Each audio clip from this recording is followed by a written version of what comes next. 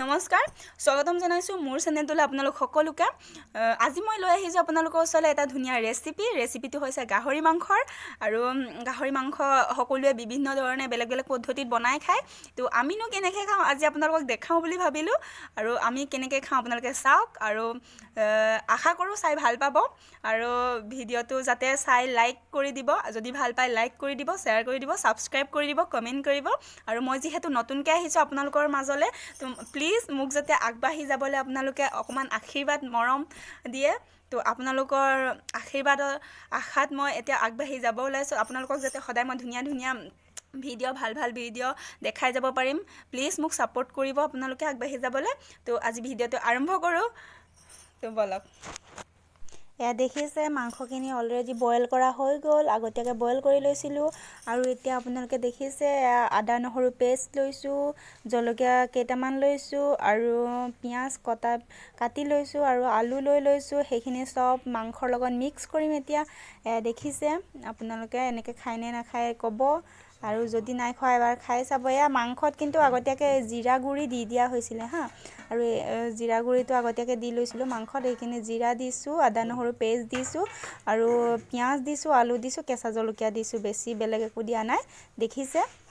আৰু যদি এনেকৈ বনাই নাই খোৱা তেতিয়া ঘৰত এবাৰ খাই চাব বহুত টেষ্টি লাগে এনেকৈও খায় আমি প্ৰায়ে খাওঁ বাৰু বেলেগ ষ্টাইলতো খোৱা হয় আৰু এতিয়া দেখিছেনে হালধি দিয়া হৈছে এতিয়া হালধি জোখৰ মতে দিব লাগিব পৰিমাণটো চাই মাংস কিমান দিছোঁ সেইটো চাই পেলাই আৰু এয়া জলকীয়া গুড়ি অকণমান দিয়া হৈছে জলকীয়া গুড়ি বেছিও দিয়া নাই মাংসটো চাই পেলাই অকণমান কমকৈ চব দিয়া হৈছে আৰু এতিয়া জলকীয়া গুড়ি দিয়াৰ পিছত অকণমান গৰম মছলাও দিম বাৰু অকণমান গৰম মছলা দি দিম এয়া আৰু এইখিনি চব মিক্স কৰিম এতিয়া অলপ পিছত এতিয়া দেখিছেনে অকণমান গৰম মছলা দি দিছোঁ গৰম মছলা দি দিয়াৰ পিছত এতিয়া অকণমান সেইখিনি আৰু এয়া দেখিছে কিমান বস্তু দিছোঁ আদা নহৰু পেষ্ট বনাই লৈছোঁ আগতীয়াকৈ সেইখিনি দিয়া হৈছে আৰু এতিয়া দেখিছেনে নিমখ দিয়া হৈছে এতিয়া নিমখটোতো পৰিমাণটো চাই সোৱাদ অনুসৰি দিব লাগিব আৰু প্ৰথমতে অকণমান কমকৈ দি লৈছোঁ নিমখ পিছত আকৌ দিব পাৰি যিহেতু নিমখ বেছি হ'লে আকৌ বেয়া হ'ব খাবলৈ সেইটো কাৰণে নিমখ দি লৈছোঁ এতিয়া এইখিনি পূৰা মঠিম পূৰা মিক্স কৰা হ'ব দেখিছে চব দিয়া হৈ গ'ল এতিয়া মিঠাতেল দিয়া হৈছে মিঠাতেলটো মানে আগতীয়াকৈ পকাই লৈছিলোঁ হা এইটো কাৰণ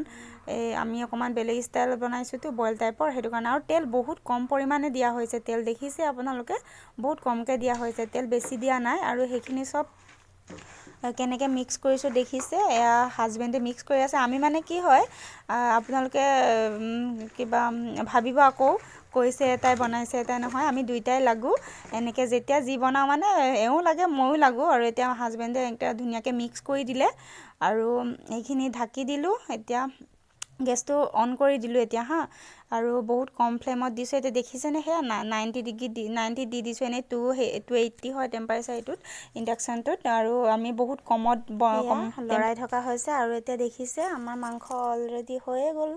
আৰু এনেকৈ লৰাই আছোঁ লৰাই থকাৰ পিছত এয়া পানী অকণ দি দিয়া হৈছে পানী অকণ দি দিছোঁ পানী দি পেলাই সেয়া লৰাই থকা হৈছে আৰু এতিয়া ঢাকি দিলোঁ আৰু এতিয়া মাংস হৈ গ'ল আমাৰ সিজি গ'ল এয়া ধুনীয়া কালাৰ উঠিছে দেখিছে কিমান ধুনীয়াকৈ এনেকুৱা হৈ যায় আৰু তেল কম দিছোঁ যদিও ধৰিব নোৱাৰি হয়নে নহয় আৰু এতিয়া মই ধনিয়া দি দিছোঁ